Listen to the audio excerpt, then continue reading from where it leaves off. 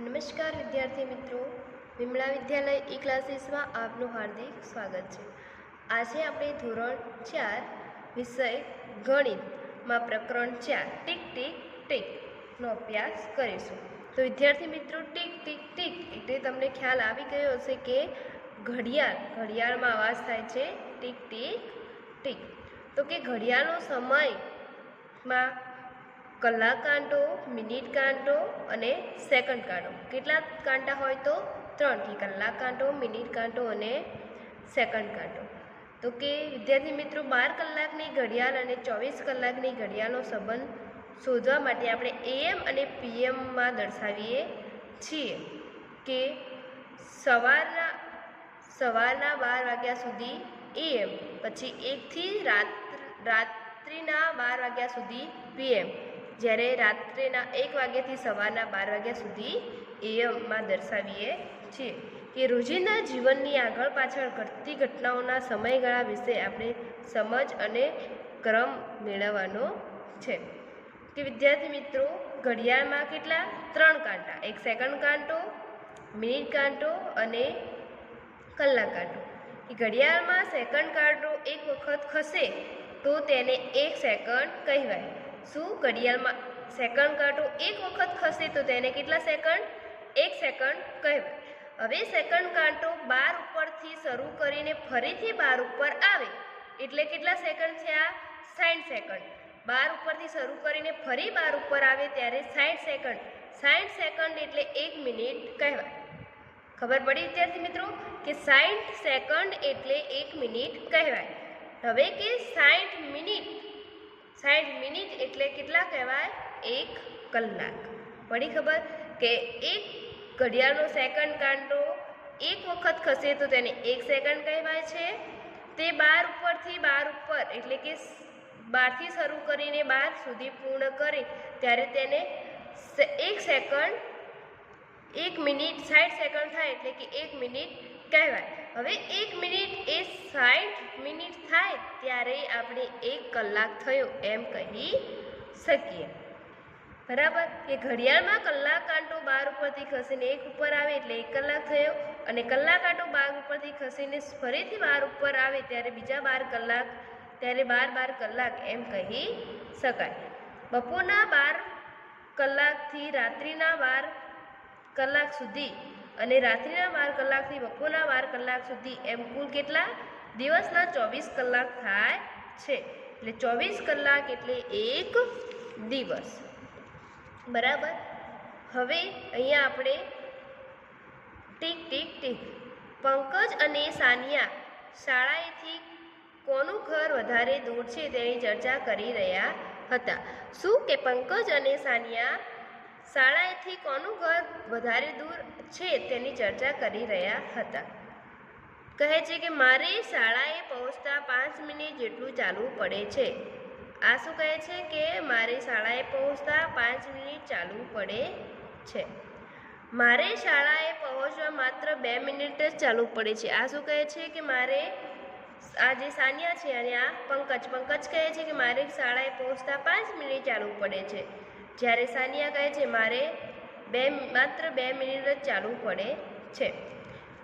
પંકજ કહે છે અશક્ય, તારું ઘર શાળાથી દૂર છે। પંકજ શું કહે છે કે અશક્ય છે, તારું ઘર તો શાળાએથી દૂર છે। સાનિયા કહે છે પણ મેં મારી ઘડિયાળ જોઈ। સાનિયા શું કહે છે? પણ મેં મારી ઘડિયાળ જોઈ। સાનિયા કહે છે હું શાળાએ જવા 7 વાગે નીકળી। જો અહીંયા કલાક કાંટો 7 ઉપર છે, જ્યારે મિનિટ કાંટો 12 ઉપર છે, એટલે કમ્પ્લીટ કેટલા વાગ્યા છે? 7 વાગ્યા છે। એટલે સાનિયા કહે છે કે હું શાળાએ જવા 7 વાગે નીકળી। સાનિયા કહે છે જ્યારે હું શાળાએ પહોંચી ત્યારે મિનિટ કાંટો 2 પર હતો। જ્યારે તે શાળાએ પહોંચી ત્યારે મિનિટ કાંટો કેટલા ઉપર હતો? અહીંયા 2 ઉપર હતો। જે 12 થી ખસીને ક્યાં આવ્યો? 2 ઉપર। શું તો તે 7 ને 2 મિનિટ થઈ અથવા તો 7 ને 2 એમ ના ગણાય? વિદ્યાર્થી મિત્રો, જો અહીંયા દેખાય છે 7 ને 2 એટલે શું સમજે છે? સાનિયાને એમ છે કે 7 કલાક અને મિનિટ કાંટો 2 પર આવે તો કે આટલી મિનિટ થઈ, પર વાસ્તવમાં કેટલી મિનિટ થઈ છે? 5 ને 5 10, તો કેટલા વાગ્યા છે અહીંયા? 7 અને 7 કલાક અને 10 મિનિટનો સમય થયો છે, પરંતુ સાનિયાને ઘડિયાળ જોવામાં ભૂલ થઈ છે. જો વિદ્યાર્થી મિત્રો અહીંયા દર્શાવેલ છે, પંકજ કહે કે તારી ભૂલ થાય છે, તું 7:10 વાગે શાળાએ પહોંચી. તો સાનિયા કહે છે કેવી રીતે? તો કે તને આ આંકડા વચ્ચે પાતળી લીટીઓ દેખાય છે, જે આપણે ઘડિયાળમાં પાતળી લીટીઓ, જે આ નાની લીટીઓ દેખાય છે તે. તો તે સાનિયા કહે છે હા, તો શું? તો પંકજ કહે છે કે મિનિટ કાંટાએ 12 પછી 10 લીટીઓ પસાર કરી, તેથી 7 અને 10 મિનિટ અથવા 7:10 થાય. પંકજ શું કહે છે કે મિનિટ કાંટાએ 12 પછી કેટલી 10 લીટીઓ પસાર કરી, તેથી 7 અને 10 મિનિટ અથવા 7 અને 10 થાય એમ કહેવાય. હું 7 વાગે શાળાએ જવા નીકળ્યો. આ શું કહે છે? પંકજ કહે છે હું 7 વાગે શાળાએ જવા નીકળ્યો. હું 7 અને 5, જો અહીંયા દેખાય છે 1 2 3 4 5, એક ઉપર કાંટો આવે કેટલા મિનિટ? 5 મિનિટ. કે હું 7 કલાક અને 5 વાગે પહોંચ્યો, એટલે કે 7 કલાક અને 5 મિનિટે પહોંચ્યો, જો મિનિટનો કાંટો 5 લીટીઓ ખસ્યો છે. હવે છે વિદ્યાર્થી મિત્રો અભ્યાસ. કે પ્રશ્ન 1, 3 મિત્રો ઘડિયાળમાં સમય જુએ છે, કોણ સાચું છે? અહીંયા ચીકુ, બીટુ અને પિંકી 3 મિત્રો છે જે ઘડિયાળમાં સમય જુએ છે. અહીંયા ચીકુ કહે છે 12 અને 3.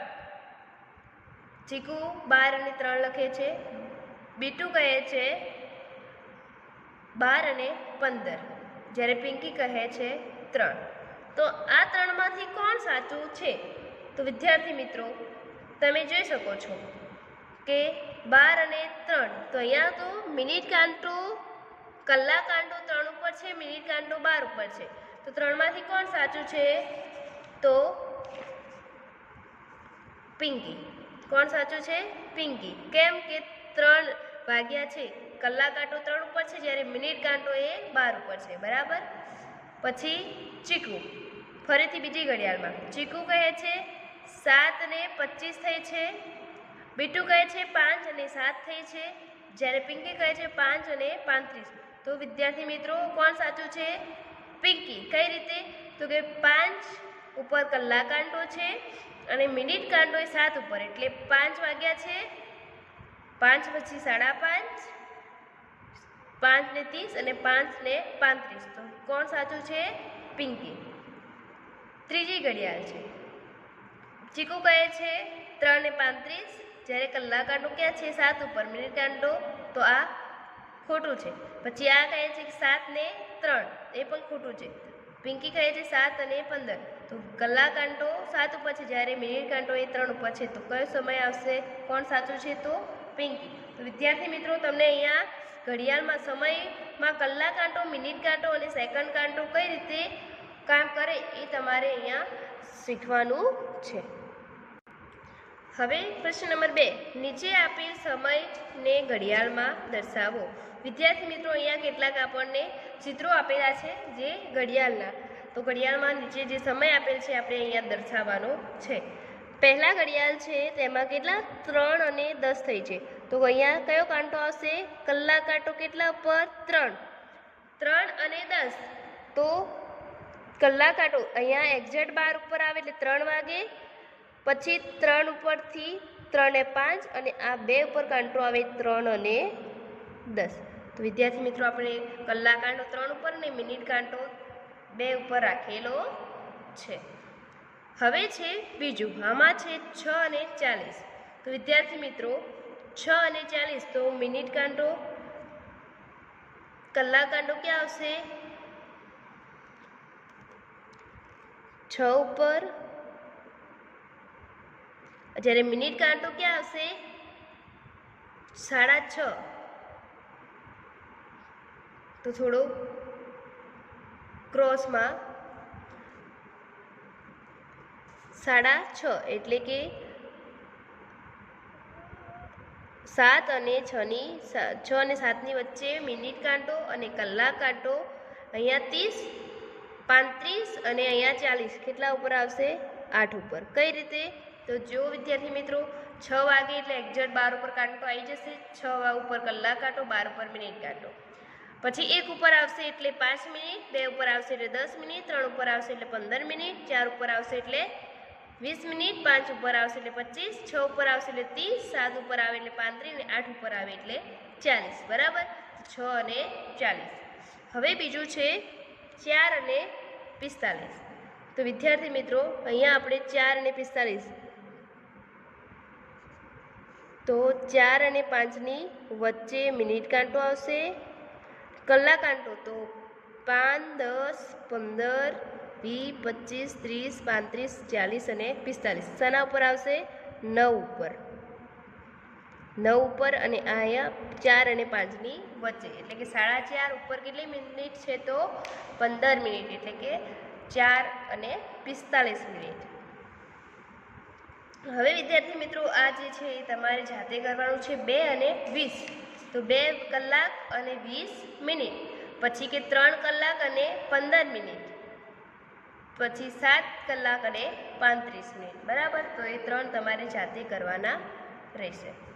હવે છે શું તમને આકાશ દર્શન ગમે છે? જો હા તો હવે તમને રસ પડશે. તમારા વિસ્તારમાં સૂર્ય કયા સમયે ઉગે છે? વિદ્યાર્થી મિત્રો સૂર્ય ઉગવાનો સમય, તો સૂર્ય અમારા વિસ્તારમાં 6 વાગે ઉગે છે. પછી સૂર્ય ક્યારે આથમે છે? જો 6 અને 30. 6 અને 30. અહીંયા આપણને કેટલીક બતાવેલ છે કે શું દરરોજ સૂર્ય ઉગવાનો અને આથમવાનો સમય સરખો છે? તો વિદ્યાર્થી મિત્રો ના, દરરોજ સરખો હોતો નથી. સૂર્ય ઉગવાનો અને આથમવાનો દરરોજ માટે સમય સરખો હોતો નથી. જુદા જુદા મહિનામાં સૂર્ય ઉગવાનો અને આથમવાનો સમય સમાચાર પત્રમાં જુઓ. તો વિદ્યાર્થી મિત્રો કે સૂર્ય એ જુદા જુદા મહિનામાં તેનો સૂર્ય ઉગવાનો અને આથમવાનો સમય પણ અલગ અલગ હોય છે. અહીંયા ચિત્ર જોઈને આ સ્થળની સમયની કલ્પના કરો. કે વિદ્યાર્થી મિત્રો આ ચિત્ર ફ્રાન્સના પેરિસ શહેરનું છે. ક્યાંનું છે? પેરિસ શહેરનું. પેરિસમાં ઉનાળા દરમિયાન રાત્રે 9 વાગ્યા પછી સૂર્ય આથમે છે. પેરિસમાં ઉનાળામાં રાત્રે કેટલા વાગ્યા? 9 વાગ્યા પછી સૂર્ય આથમે છે. કે આ ફોટો રાત્રિના સમયે લેવામાં આવેલો છે, પરંતુ શિયાળામાં અહીં સાંજના 4 વાગ્યાથી અંધારું થઈ જાય છે. જો ઉનાળામાં 9 વાગે સૂર્ય આથમે છે, જ્યારે શિયાળામાં કેટલા? 4 વાગે અંધારું થઈ જાય છે. તો બધા દેશોમાં અને બધા મનો સમય અલગ અલગ હોય છે. આથમવાનો અને ઉગવાનો પણ સમય અલગ અલગ હોય છે. અલગ અલગ મહિનામાં ઋતુ પ્રમાણે સમય પણ બદલાય છે. હવે છે શોધો. નીચેના ચિત્રો પરથી કહો કે મિનિટ કાંટાને ખસતા કેટલો સમય લાગશે? તો વિદ્યાર્થી મિત્રો અહીંયા કેટલા વાગ્યા છે? 3:30 અને કેટલા મિનિટ? 3 પછી 30 અને 35. કેટલી મિનિટ છે? 35. અહીંયાનો સમય છે 3:35, જ્યારે એનો સમય છે 30, 35, 40, 45 ને 50. 3:50. તો વિદ્યાર્થી મિત્રો કુલ કેટલી મિનિટ ખસતા કેટલી મિનિટ લાગી? તો 15 મિનિટ. 3:50 મિનિટમાંથી 3:15 મિનિટ બાદ કરો. 15 પછી જો 35 પછી 5 એટલે 40, એના પછી 5 એટલે 45 અને એના પછી 5 એટલે 50. તો કુલ કેટલા? 5, 5, 10 ને 5 15 મિનિટ થશે. પછી બમાં છે 3:30 એટલે કે 3:40, જ્યારે અહીંયા કમ્પ્લીટ કેટલા વાગ્યા છે? 4. તો કેટલા મિનિટ થઈ? 3:40 થી 4. તો 5, 10, 3:40, 45, 50, 55 ને 60. તો કેટલા મિનિટ? 20 મિનિટ. બરાબર, તો અહીંયા પછી 20 મિનિટ. પછી કમાં કેટલા વાગ્યા છે? 6 અને 5 થઈ છે. 6 કલાક અને 5 મિનિટ, જ્યારે આમાં 6 અને 15 તો કેટલા મિનિટ? તો વિદ્યાર્થી મિત્રો 10 મિનિટનો તફાવત છે. બરાબર, તેને આ કાંટાથી આ કાંટા ખસતા કેટલી મિનિટ લાગશે? 10 મિનિટ. હવે ડ કે આમાં કેટલો સમય આપેલો છે? 7:10. તો 7 મિનિટ અને 7 કલાક અને 10 મિનિટ. તો અહીંયા આપણે કઈ રીતે કરીશું? તો અહીંયા કયો સમય આપ્યો છે? 8 કલાક અને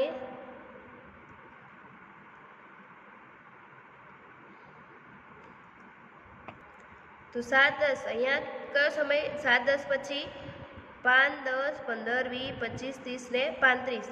8 અને 35. તો કયો સમય છે વિદ્યાર્થી મિત્રો? 8 કલાક અને 35 મિનિટ. શું જવાબ આવ્યો? 8 કલાક અને 35 મિનિટ. તો કુલ કેટલો તફાવત જોવા મળ્યો આપણને?